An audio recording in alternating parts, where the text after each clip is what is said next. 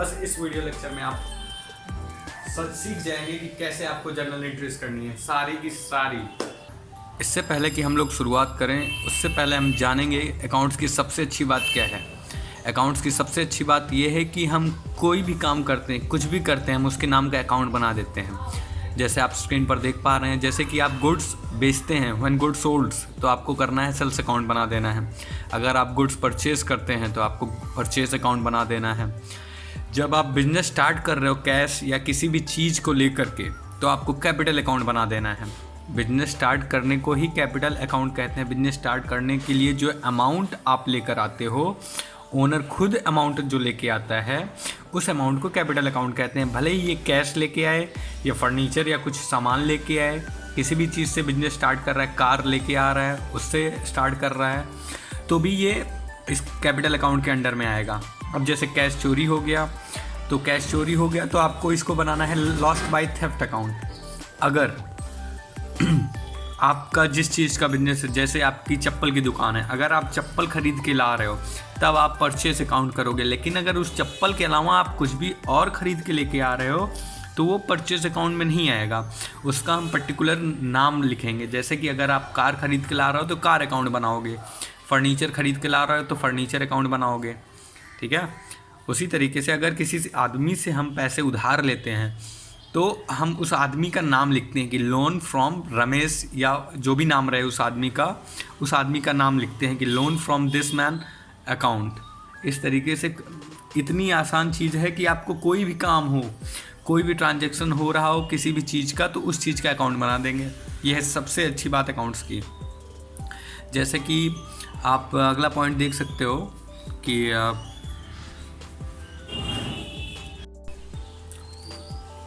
जब बिजनेस से ओनर कुछ पैसे निकालता है, जो कैपिटल वो इन्वेस्ट किया रहता है स्टार्टिंग में, और उसके बाद उस कैपिटल से कुछ अमाउंट निकालता है, तो उसे हम ड्रॉविंग्स अकाउंट कहते हैं और उसका ड्रॉविंग अकाउंट खोल देते हैं। जैसे कि अगर 50,000 रुपये लगाकर रमेश ने बिज़नेस स्टार्ट किया है और लास्ट में बीच में कभी बिजनेस के ड्यूरेशन के बीच वो 10,000 रुपये निकाल देता है, तो 40,000 कैपिटल बचता है और 10,000 उसकी ड्रॉविंग्स हो जाती हैं।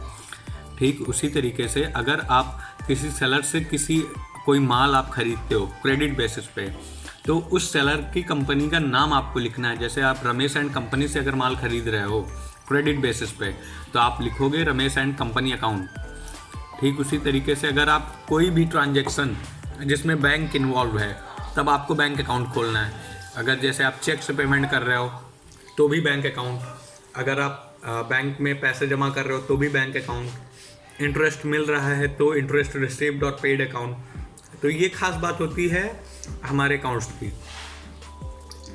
आप देख सकते हो एक अगला पॉइंट, जब कोई when any transaction is promised to be done in the future और seems that it will occur in the future, मतलब कि कोई ट्रांजैक्शन प्रॉमिस किया गया है कि मैं तुम्हारे साथ सामान खरीदूंगा, मैं तुम्हारे साथ ये बिजनेस डील फाइनल करूंगा, मैं इतना ऑर्डर प्लेस कर रहा हूँ, मैं ये पेमेंट करूँगा। इसमें एक्चुअल में कुछ होता नहीं है, बस एक प्रॉमिस हुआ रहता है कि फ्यूचर में ये एक्शन लिया जाएगा। अभी तक कोई एक्शन नहीं लिया गया है, कोई ट्रांजैक्शन नहीं हुआ है, इसलिए यहाँ पर कोई भी एंट्री पास नहीं होगी। हम जानेंगे कि अकाउंट्स होते कितने टाइप के हैं। तो सेविंग्स, करंट, इन सब अकाउंट्स की बात नहीं कर रहा हूँ, बैंक अकाउंट्स, मैं रियल अकाउंट्स की बात कर रहा हूँ। रियल अकाउंट्स पूछा जाएगा आपसे, तो आपको 3 तरीके के अकाउंट्स की होते हैं। पहला रियल, दूसरा पर्सनल, तीसरा नॉमिनल। रियल अकाउंट वो होता है जैसे कि सारे फिक्स्ड एसेट्स कर लो, गुड्स हो गया, कैश हो गया, कार हो गया, प्लांट मशीनरी, ये सब हो गया रियल अकाउंट। पर्सनल अकाउंट वो अकाउंट जिसमें किसी आदमी का नाम इन्वॉल्व हो, जैसे कि ओनर्स कैपिटल कोई पार्टनर लेके आता है, कोई आदमी ही लेके आता है, इसलिए वो तुम्हारा पर्सनल अकाउंट हो गया। अगर ओनर कैपिटल विड्रॉ करता है, मीन्स ड्रॉविंग्स, तो भी उसमें एक आदमी ही इन्वॉल्व है, क्योंकि ओनर कोई सेपरेट पर्सन है एंटिटी से, लेकिन वो है तो एक इंसान ही। तो जिस अकाउंट्स में किसी आदमी का नाम इन्वॉल्व हो उसे कहते हैं पर्सनल अकाउंट। नॉमिनल अकाउंट सारे तरीके के खर्चे, जो भी तुम खर्चे करते हो, कुछ भी खर्चा बिजनेस के लिए या फिर कुछ भी इनकम तुम्हारी होती है, तो वो सारे के सारे तुम्हारे नॉमिनल अकाउंट में आते हैं। तो ये हो गया तीनों टाइप्स। अब इसके कुछ गोल्डन रूल्स भी हैं। तो हम लोग गोल्डन रूल पढ़ेंगे, लेकिन मैं आपको ये साबित कर दूंगा कि इस रूल का या इस अकाउंट्स का कहीं लेना देना नहीं है जनरल एंट्री से। पता नहीं है क्यों बनाया गया, आप ये ज़रूर सोचोगे इस वीडियो लेक्चर के बाद। अब हम देखेंगे कि गोल्डन रूल क्या है, रियल, पर्सनल, नॉमिनल, तो तीनों का अलग अलग गोल्डन रूल।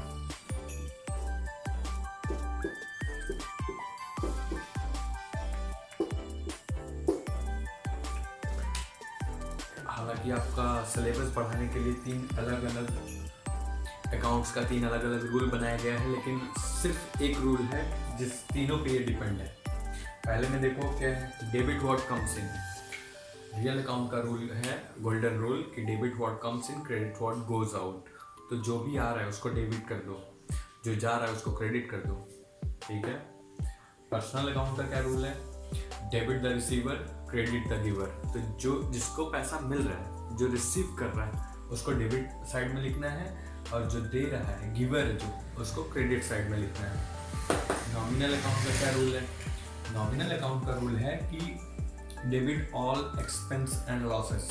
तो जो भी आप खर्चा कर रहे हो या फिर जो भी आपका नुकसान हो रहा है उसको आपको डेबिट अकाउंट में लिखना है, और जो आपको प्रॉफिट हो रहा है, गेन हो रहा है, ये सारा का सारा आपको क्रेडिट साइड में लिखना है। ये तो हो गया अपना गोल्डन रूल। अब हम सीख चुके हैं कि अकाउंट्स कितने टाइप के होते हैं, गोल्डन रूल्स क्या अप्लाई करना है। अब डायरेक्ट हम लोग सवाल पे आते हैं।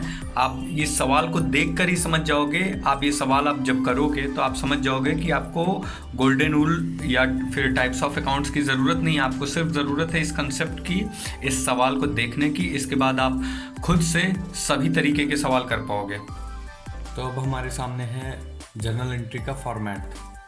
इस फॉर्मेट में हमें सारी एंट्री करनी है। एक कॉलम है डेट का कॉलम, एक है पर्टिकुलर, ये है laser folio, amount debit side, amount credit side. सबसे पहले तो ऊपर में हमें लिखना होता है कि किसकी बुक्स में हम ये काम करने जा रहे हैं, मीन्स किसका अकाउंट है। जैसे कि आप अर्निंग स्टडीज़ के नाम से आप कंपनी खोलते हो, तो आपको लिखना होगा in the books of earning studies. फिर ये फॉर्मेट बनाना होगा, date, particular, amount, debit side and credit side.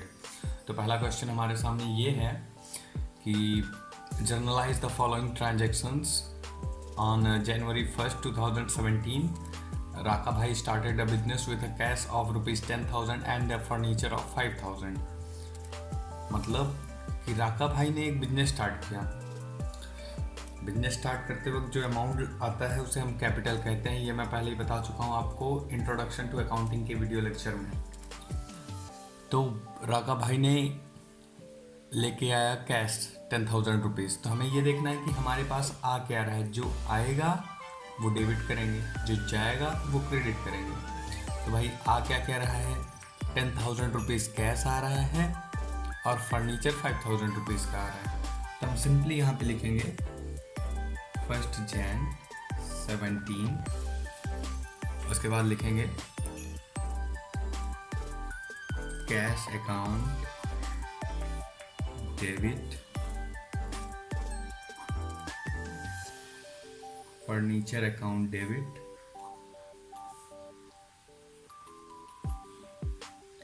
To को हम थोड़ा दाहिनी तरफ लिखते हैं। जिस लाइन में हम डेबिट साइड लिखते हैं उससे थोड़ा दाहिनी तरफ करके 2 स्टार्ट करते हैं। फिर उसके बाद हम स्टार्ट करते हैं कि कौन सा अकाउंट हमें क्रेडिट करना है। क्रेडिट करना है हमें कैपिटल अकाउंट, क्योंकि देखो कैश आ रहा है, फर्नीचर आ रहा है, किस बिहाफ पे आ रहा है, कैपिटल पे आ रहा है। तो हम सिंपली यहाँ पे कर देंगे कि कैपिटल अकाउंट, और हमें क्रेडिट लिखने की ज़रूरत नहीं है, क्योंकि 2 अगर लगा हुआ है तो इसका मतलब ही यही है कि वो क्रेडिट साइड है। तो पहला क्वेश्चन हो गया हमारा, पहला एंट्री हमने जर्नलाइज किया कि 10,000 रुपीज़ का कैश लेके आया, तो इसको डेबिट साइड में लिखेंगे। 5,000 रुपीज़ का फर्नीचर लेके आया, तो इसे फर्नीचर के कॉलम में लिखेंगे। अब दोनों का टोटल मिला के कैपिटल बनता है, तो हम 15,000 क्रेडिट साइड लिख देंगे।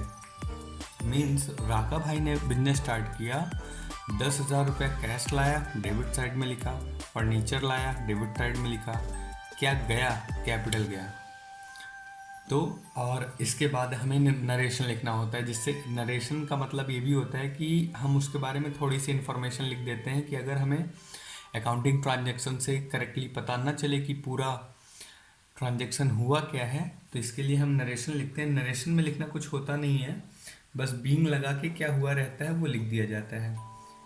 तो चूंकि यहाँ पे कैपिटल लाया गया है तो हम लिख देंगे बीइंग कैपिटल इंट्रोड्यूस्ड। ठीक है, ये हो गई अपनी पहली एंट्री। अब देखते हैं दूसरी एंट्री। दूसरी एंट्री कितने तारीख को हुई है? जनवरी 10। तो 10th Jan क्या हुआ है? ही डिपॉजिटेड 5000 इनटू बैंक। मीन्स उनके पास जो कैश था उसमें से 5000 रुपये बैंक को जमा कर दिया उन्होंने। तो पैसा हमारे पास चला गया। पैसा आता है तो डेबिट में लिखेंगे, पैसा जा रहा है तो क्रेडिट में लिख देंगे। पहले इसको करेंगे हम टू कैश अकाउंट। तो ऑब्वियस सी बात है, अगर कैश अकाउंट क्रेडिट हम लिख दे रहे हैं तो अब डेबिट साइड में हम बैंक अकाउंट लिखेंगे, क्योंकि पैसा तो बैंक में जा रहा है। तो सिंपल सी बात है, यहाँ पे लिखेंगे bank account debit to cash account. कितना रुपया जा रहा है? 5000। इतना आसान है जर्नल एंट्री करना कि मुझे ये नहीं समझ में आता कि लोग फुल मार्क्स क्यों नहीं लेके आते इसमें। अब इसमें लिखना यही है, बीइंग लगा के, being cash deposited into bank.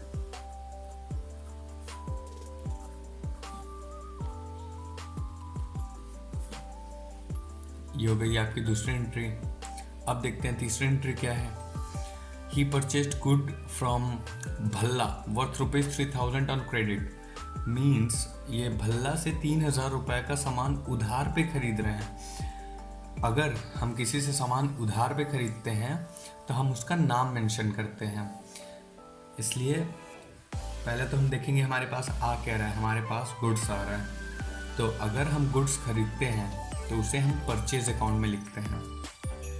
तो इसे हम लिखेंगे purchase account debit to Bhalla. अगर यही हम कैश से खरीदे होते तो हमारा कैश क्या होता? तो हम लिखते टू कैश अकाउंट। बट ये हम नॉमिनल रूल के हिसाब से चलेंगे कि पर्सनल अकाउंट का रूल क्या कहता है कि debit the receiver credit the giver. तो जो दे रहा है उसका नाम क्रेडिट में लिख दो। ठीक है, तो कितने रुपए का है भाई? 3000 रुपीज़ का सामान खरीदा। देखो, परचेज अकाउंट मतलब वो अकाउंट, जैसे कि आपका जिस चीज़ का बिजनेस है, आप उस चीज़ का सामान खरीद रहे हो। जैसे आपका साड़ी का दुकान है, अगर आप साड़ी खरीद रहे हो तो उसे परचेज अकाउंट में लिखेंगे। उसके अलावा आप कुछ भी खरीद रहे हो तो उस पर्टिकुलर चीज़ का आप नाम लिखोगे कि this account debit to cash और बैंक और from anyone from whom you have taken the money और गुड्स ऑन क्रेडिट। तो अब यहाँ पे सिंपली हमको लिखना ये है कि being goods purchased on credit. देख रहे हो कितना आसान है। मुझे नहीं समझ में आता कि कैसे क्या इसमें मार्क्स कटना कहाँ है। मुझे एकदम नहीं समझ में आता कि कहाँ आदमी गलती करता है जो ये मार्क्स उसके फुल नहीं आते। इसकी हम लोग डेट लिख देंगे। डेट क्या है? जनवरी 12th जनवरी। ठीक है, अब अगली एंट्री करते हैं। He paid 2000 rupees salary cash to Pappu Pechkas. उन्होंने भाई पप्पू पेचकस को पैसे दे दिए हैं 2000 रुपये एज अ सैलरी। तो सैलरी गई है भाई, गया क्या है अपना? कैश। तो सिंपली पहले देखेंगे कि टू लिख देंगे कैश, टू कैश अकाउंट। अब गई क्या है? सैलरी। तो हम लिख देंगे salary account debit 2000 rupees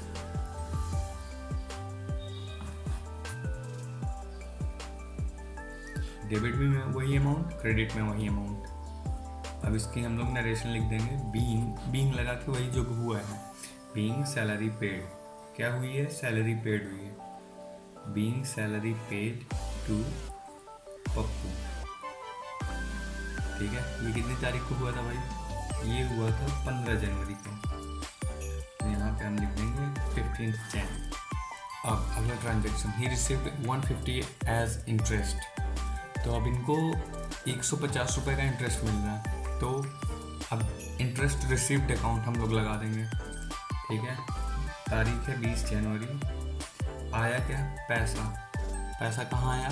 bank में आया। ठीक है, तो बैंक अकाउंट डेबिट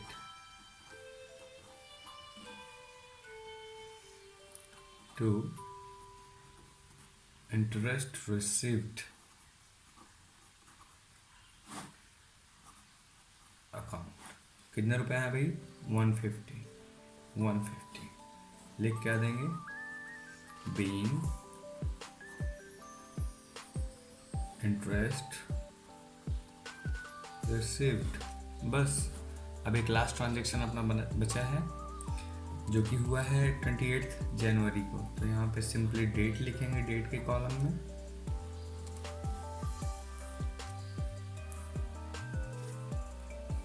ठीक है, सोल्ड गुड्स टू रमेश टेढ़ा वर्थ ₹5000। मीन्स रमेश टेढ़ा को इन्होंने 5000 रुपये का सामान बेच दिया। ये नहीं लिखा है कि कैश पे बेचा और क्रेडिट पे बेचा। तो अगर कुछ नहीं लिखा है तो हम ये कंसीडर करेंगे कि वो माल क्रेडिट पे ही बेचा गया है। तो अपना गया क्या है? गुड्स गया है। लेकिन जब गुड्स आता है तो उसे परचेज कहते हैं, गुड्स जाता है तो उसे सेल्स कहते हैं।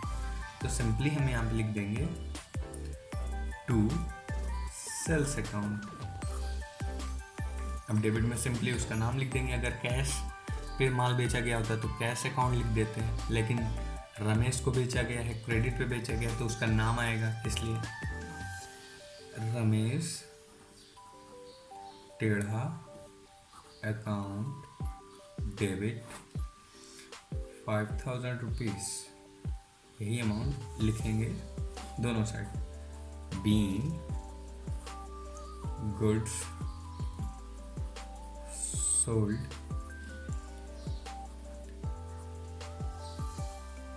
टू रमेश टेढ़ा। तो आप देख रहे हो, ये हो गया आपका पूरा फॉर्मेट। अब आप अकाउंटेंट बन चुके हो, आपको कुछ करने की ज़रूरत नहीं, बस इस दोनों का टोटल सेम ही होगा। यहाँ पे लिखना है 15, 5, 20, 25, 5, 30,150। ये आपका दोनों साइड सेम ही होगा। तो यही है फॉर्मेट, आपको रिकॉर्ड ऐसे ही करना है। स्टार्टिंग में ऊपर लिखना है इन द बुक्स ऑफ। ये एक्चुअली में राका भाई का बिजनेस था, तो यहाँ पे XYZ ना लिख के हम लोग लिखेंगे राका भाई।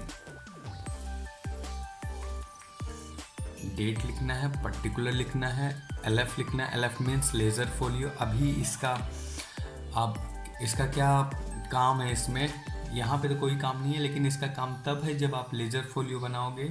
तो कौन से पेज में इसका लेज़र लिखा हुआ है आप यहाँ पे लिख सकते हो। जैसे आपने लिखा पेज नंबर 1, तो लेज़र के पेज नंबर 1 में ये वाली एंट्री पोस्ट की गई होगी। उसी तरीके से डेबिट साइड, क्रेडिट साइड। तो आपको डेबिट साइड में वही लिखना है कि आपके पास क्या पैसे आ रहे हैं, क्रेडिट साइड में वो लिखना है जो आपका जा रहा है।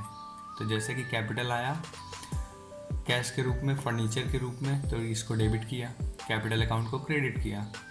लिखना कैसे है? बीइंग लगा के क्या हुआ है वो चीज़ लिख देनी है सिंपली। Being capital introduced. अब ये आप देख लो, bank account to cash account, इसका मतलब ये है कि कैश डिपॉजिटेड इनटू बैंक। ठीक है, तो अब अगला सवाल करते हैं। तो अब अपने सामने दूसरा सवाल आ चुका है। दूसरा सवाल ये कह रहा है कि journalize the following transactions. Sri Ramesh Gupta started a business with a capital of ₹60,000, of which 10,000 rupees was taken from Pandit Deendayal. मतलब एक बात तो साफ हो गई कि भाई रमेश गुप्ता का अकाउंट है, तो हमें लिखना है इन the books of Ramesh Gupta. तो चलिए शुरू करते हैं। जैसा मैंने लिख दिया है पहले से ही, फॉर्मेट बना दिया है, इसे प्रोफार्मा कहते हैं। प्रोफार्मा मीन्स वो पहले वाला फॉर्मेट जो पहले से डिज़ाइन किया गया रहता है किसी एजुकेशनल इंस्टीट्यूट के द्वारा किसी चीज़ को लिखने के लिए। तो जर्नल एंट्री का ये फॉर्मेट है, मैं बता चुका हूँ। Date, particular, LF, means ledger folio amount debit credit. तो उन्होंने 60,000 रुपये लगा के मिस्टर रमेश गुप्ता ने बिजनेस स्टार्ट किया, जिसमें से 10,000 रुपये पंडित दीनदयाल ने दिए थे। तो मीन्स कैपिटल वही अमाउंट होता है जो कि ओनर का अपना होता है। तो 60,000 रुपये में से 10,000 रुपये तो पंडित दीनदयाल के हैं, तो उन्होंने कैपिटल कितना लाया? सिर्फ 50,000 लाया। तो इसलिए हम एंट्री करेंगे, डेट यहाँ पे लिखी नहीं हुई है इसलिए हम लोग डेट का कॉलम ब्लैंक छोड़ देंगे। डेबिट व्हाट कम्स इन, तो क्या आ रहा है हमारे पास? कैश आ रहा है। कितना आ रहा है? Cash account debit to capital account. कितना आ रहा है? 50,000 डेबिट, 50,000 क्रेडिट। ठीक है, अपने को बीइंग लगा के वही लिख देना है कि क्या हुआ है ट्रांजैक्शन में। तो ट्रांजैक्शन में कैपिटल को इंट्रोड्यूस किया गया है, तो बीइंग कैपिटल इंट्रोड्यूस्ड। ठीक है, अब आती है अपनी सेकंड एंट्री। सेकंड एंट्री है कि 10,000 रुपये पंडित दीनदयाल से लिया। देखो एक ही एंट्री एक ही दिख रही है, लेकिन एक्चुअल में इसमें दो चीज़ें हैं। एक तो 50,000 रुपये वो लेके आते हैं और 10,000 रुपये उन्होंने लोन लेते हैं। तो 10,000 रुपये जो लोन लेते हैं उसमें हमारे पास आता क्या है? आता हमारे पास कैश है। Cash account debit 10,000 rupees to, चूँकि हमने लोन लिया है पंडित दीनदयाल से, to loan from Pandit Deendayal. कितने रुपए? 10,000। क्रेडिट में भी वही अमाउंट लिखेंगे और बीइंग लगा के हमें क्या लिखना है कि ट्रांजैक्शन एक्चुअल में हुआ क्या है। Being amount borrowed from Pandit Deendayal, PDD। आपको फुल फॉर्म लिखना है एग्ज़ाम में, मैंने यहाँ पे शॉर्टकट लिखा है। अब तीसरी एंट्री अपनी क्या होती है? तीसरी एंट्री ये होती है कि he brought goods from Bose Babu worth ₹20,000 on which a trade discount was allowed at the rate 5%। Means तुरंत कैलकुलेटर हाथ में होना चाहिए। तो 20,000 रुपये का सामान लिया, ट्रेड डिस्काउंट और कैश डिस्काउंट मैंने आपको बताया था। ट्रेड डिस्काउंट वो डिस्काउंट होता है जो कि एक सेलर अपने कस्टमर को जनरल कोर्स ऑफ बिजनेस में देता है। नॉर्मली उसने 5% डिस्काउंट दे दिया कि चलो भाई आप मेरे पुराने कस्टमर हो, लो 5% का डिस्काउंट आपको। तो 20,000 का मीन्स हमें 95% का सामान लिया है मैंने। तो 20,000 इंटू 95% मीन्स 19,000 रुपये में उन्होंने हमें सामान बेचा है। तो हम लोग एंट्री 20,000 की ना करके 19,000 रुपये की करेंगे, क्योंकि 19,000 रुपये ही हमें पे करना है, ना कि 20,000 रुपये। 5% तो डिस्काउंट कर दिया तो उस बात को हम लोग कट कर देंगे। तो 20,000 का सिंपली 95% निकालेंगे, जो कि 95% होता है 19,000 रुपये। तो हम लोग लिखेंगे क्या? पहली बार एक बार फिर से मैं आपको बताना चाहता हूँ कि अगर आपका जिस चीज़ का भी बिजनेस है, उस पर्टिकुलर चीज़ को आप खरीदते हो तो उसे परचेज अकाउंट कहते हैं, और उस चीज़ को आप बेचते हो तो आप उसे सेल्स अकाउंट कहते हैं। तो इन्होंने गुड्स खरीदा। गुड्स मीन्स आप गुड्स किसे कहते हैं?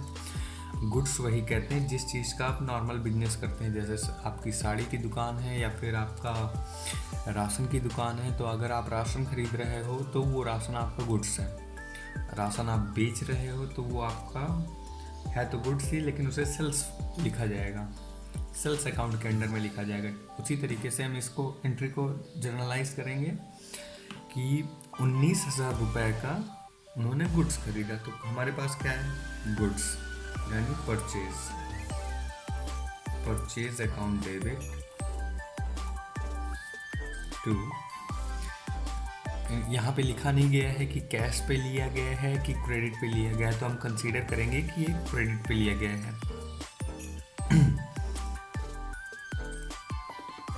तो purchase account debit to Bose Babu account कितने का लिया गया है? 20,000 लिखा है, लेकिन 5% डिस्काउंट दिया है, तो 20,000 का 95% 19,000 का लिया है मैंने। 19,000 रुपये डेबिट में भी लिखेंगे, वही अमाउंट क्रेडिट में लिखेंगे। तो आप देख रहे हो कितना ईजी है जर्नल एंट्री करना, इसमें गलती होने की चांसेस ही नहीं रहते हैं। बीइंग लगा के वही लिख देना है कि क्या हुआ है, कुछ अलग से आपको दिमाग नहीं लगाना है। Being goods purchased on credit. ठीक है, अब अगली एंट्री क्या होती है? अब अगली एंट्री ये होती है कि appointed and accounted for ₹3,000 per month. Means उन्होंने 3,000 रुपये की पगार पे एक अकाउंटेंट को हायर किया। तो ध्यान देने वाली बात यह है कि क्या 3,000 रुपये उन्होंने दिया उसे? तो चूंकि मिस्टर रमेश ने उनको 1 रुपया भी नहीं दिया है अभी तक, सिर्फ उन्होंने बात किया है कि आप 1 महीना काम करोगे तब मैं आपको पैसे दूंगा। इसका मतलब कोई ट्रांजैक्शन नहीं हुआ है, और ट्रांजैक्शन नहीं हुआ है तो हम उसको रिकॉर्ड नहीं करेंगे, तो इसलिए इसको हम क्रॉस का निशान कर देते हैं। क्योंकि हमें अकाउंटिंग में मैंने आपको पहले ही बताया है कि सिर्फ उसी चीज़ का रिकॉर्ड करेंगे जो कि मॉनेटरी ट्रांजेक्शन्स हैं। तो इसमें तो कोई मॉनेटरी ट्रांजेक्शन नहीं है, क्योंकि कोई एंट्री हुआ ही नहीं है। उन्होंने कहा कि मैं आपको 1 महीने बाद 3,000 रुपये दूंगा, अभी उन्होंने दिया नहीं, अभी बस अपॉइंट किया है, अपॉइंटेड। तो अगली एंट्री क्या है? अगली एंट्री है हमारी return goods to Bose Babu worth ₹200। Means 200 रुपये का सामान उन्होंने बेच दिया है। तो ज़रा आप सोचो कि जब आप सामान खरीदते हो तो आप एंट्री करते हो कि purchase account debit to cash account, या फिर टू उस बंदे का नाम जिससे आपने लिया है in the case of credit sale और क्रेडिट परचेज। तो यहाँ पे आपने देखो परचेज किया बोस बाबू से, तो purchase account debit to Bose Babu. अब रिटर्न करोगे तो ठीक इसका अपोजिट कर दो, Bose Babu account debit to, हाँ, परचेज को अगर आप वापस करते हो तो इसे परचेज रिटर्न कहते हैं। टू परचेज रिटर्न कितना रुपए है भाई? 200। यहाँ पे सिंपली बीइंग लगा के लिखना है, बीइंग गुड्स रिटर्न। ठीक है, अब आता है अपना छठा point. Settled the account of Bose Babu in full settlement by cheque of HDFC bank. Means कि बोस बाबू का जितना भी पेमेंट होता है हम लोगों ने HDFC बैंक का चेक दिया और फुल सेटलमेंट कर दिया। तो अब हम देखेंगे पहले कि बोस बाबू से हमने माल कितने का खरीदा था। माल खरीदा था हमने 19,000 का, जिसमें से 200 रुपये का माल हमने वापस भी कर दिया है। तो बोस बाबू के बनते हैं 18,800 रुपये। Total goods minus goods return. तो अब ये हम लोग कर देंगे कि हम पेमेंट कर रहे हैं, तो अपना जा क्या रहा है? जा रहा है चेक, मीन्स जा रहा है बैंक टू बैंक अकाउंट। तो सिंपली डेबिट साइड में हम लिखेंगे बोस बाबू।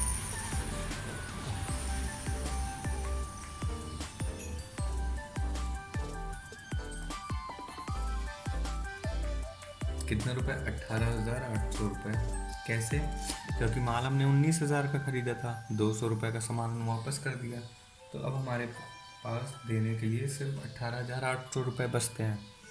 तो वो दे के उनका हम सेटलमेंट किया। तो अब हम बीइंग लिख के ये लिखेंगे, being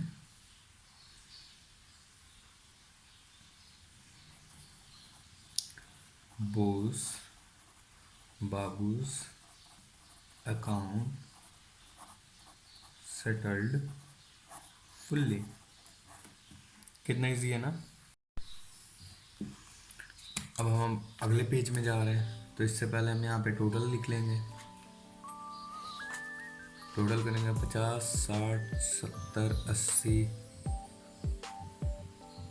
90, 99, 99,200. Let me check. 50,000 plus 10,000 plus 19,000 plus 200 plus 1800. Sorry, 98,000. Okay, 98,000. ये हो जाएगा कैरी फॉरवर्ड, मीन्स अगले पेज में जा रहे हैं तो CF लिख देंगे, कैरी फॉरवर्ड करके हम लोग आ जाते हैं अगले पेज में। अब अगले पेज में हम लोग देखते हैं, यहाँ पे पहले लिखते हैं ब्रॉड फॉरवर्ड, मीन्स वो अमाउंट जो वहाँ पे था 98,000, ठीक है। अब हम आगे की एंट्री करेंगे। अगली एंट्री है गुड्स वर्थ 500 रुपीज़ वो स्टोलन। तो हमारे पास गुड्स जो ख़रीदा था मैंने, जब गुड्स आया था तो मैंने लिखा था goods account debit to Bose Babu account. अब गुड्स मेरा चला जा रहा है तो हम लिखेंगे उसको, पहले लिख देते हैं टू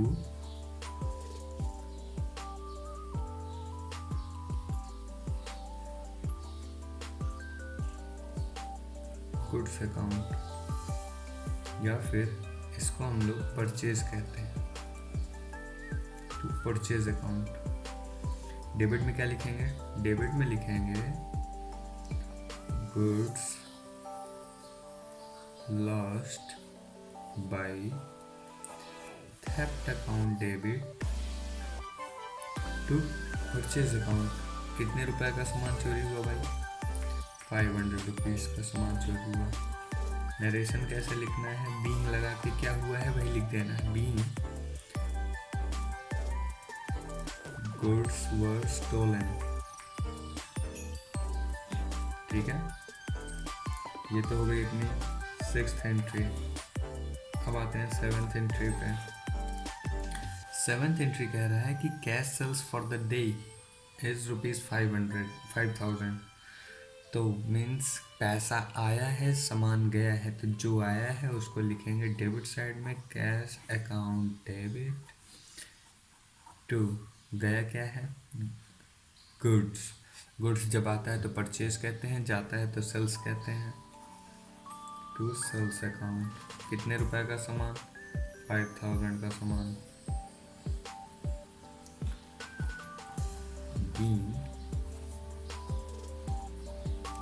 गुड्स वर सोल्ड, ठीक है। अब आते हैं अपनी अगली एंट्री।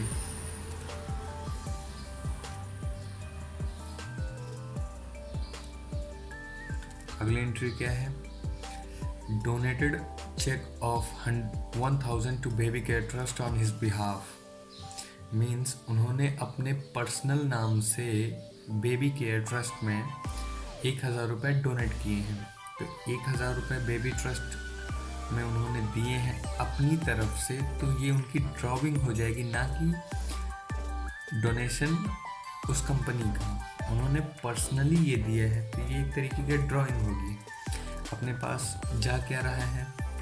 1,000 रुपये जा रहा है चेक के ज़रिए, तो बैंक जा रहा है, तो हम लिखेंगे टू बैंक। आ क्या रहा है? ड्राइंग्स। तो ड्राइंग्स अकाउंट डेबिट कितने रुपए? 1,000।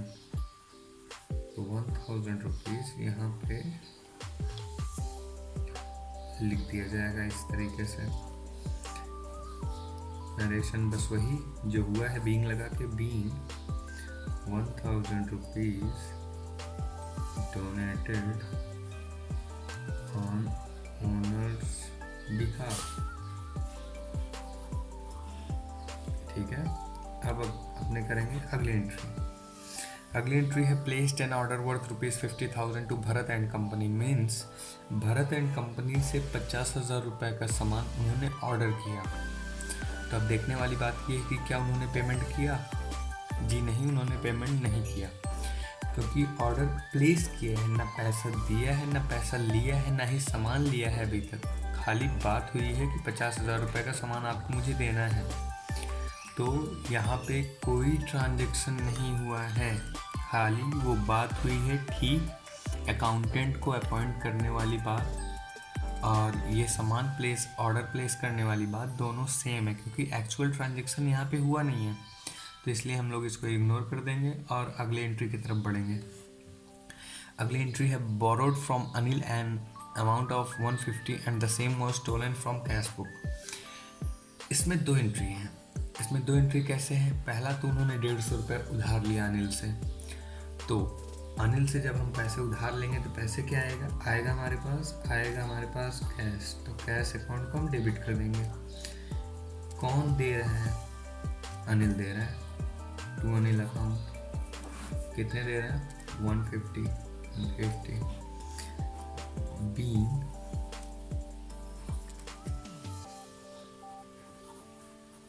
Amount borrowed. ठीक है, अब इसकी जो लास्ट एंट्री है 10th एंट्री, उसमें क्या बोल रहा है कि the same amount was stolen from cash book. Means जो पैसा था वो चोरी हो गया है, तो गया क्या है? कैश। तो इसको सिंपली क्रेडिट साइड में लिख देंगे टू कैश अकाउंट, और डेबिट साइड में क्या लिखेंगे? बताओ। Theft account.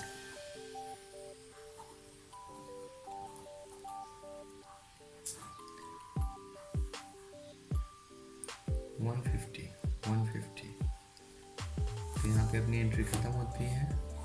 यहाँ पे लिख देंगे बीन कैश स्टोलन।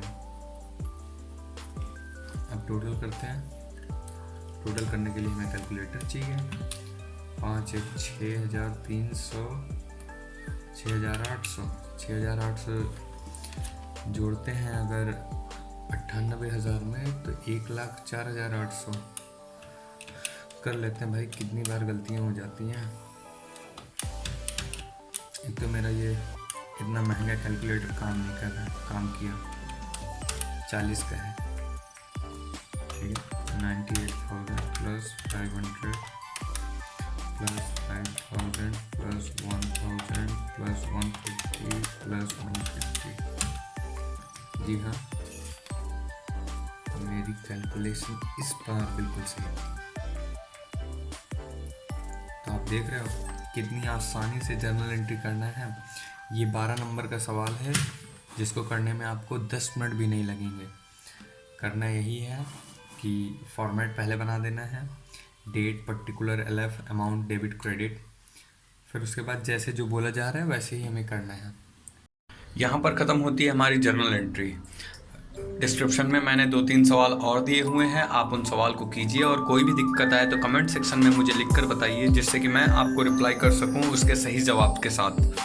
और अगर आपको ये वीडियो पसंद आया हो तो एक लाइक ज़रूर दबा दें, और अगर आपने अभी तक हमारा चैनल सब्सक्राइब नहीं किया है तो कृपया करके सब्सक्राइब की बटन दबा दें और